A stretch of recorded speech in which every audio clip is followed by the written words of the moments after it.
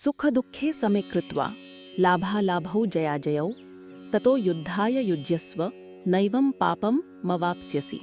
अर्थात सुख दुख, लाभ हानि और जय पराजय को समान समझकर उसके बाद युद्ध के लिए तैयार हो जाओ।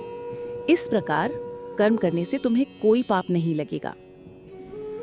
ये श्लोक भगवान कृष्ण के व्यवहारिक तर्कों का सार है और यहीं से वे कर्मयोग के गहरे सिद्धांत की नींव रखते हैं।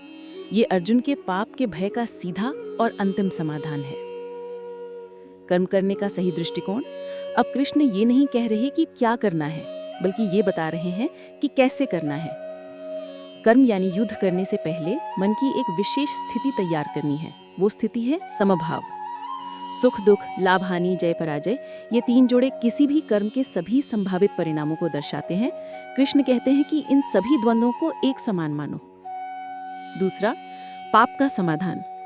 नैवं पापम मवाप्स्यसि, ये इस श्लोक का सबसे महत्वपूर्ण आश्वासन है।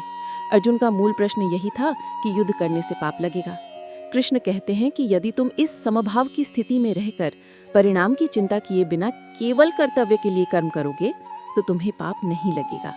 पाप कर्म में नहीं, बल्कि कर्म के फल से जुड़ी हमारी इच्छा, आसक्ति और अहंकार में होता है। ये श्लोक कर्मयोग का बीज मंत्र है। ये सिखाता है कि जब कर्म को कर्तव्य समझकर और परिणाम को ईश्वर पर छोड़कर किया जाता है तो वो कर्म बंधन का कारण नहीं बनता, बल्कि मुक्ति का साधन बन जाता है।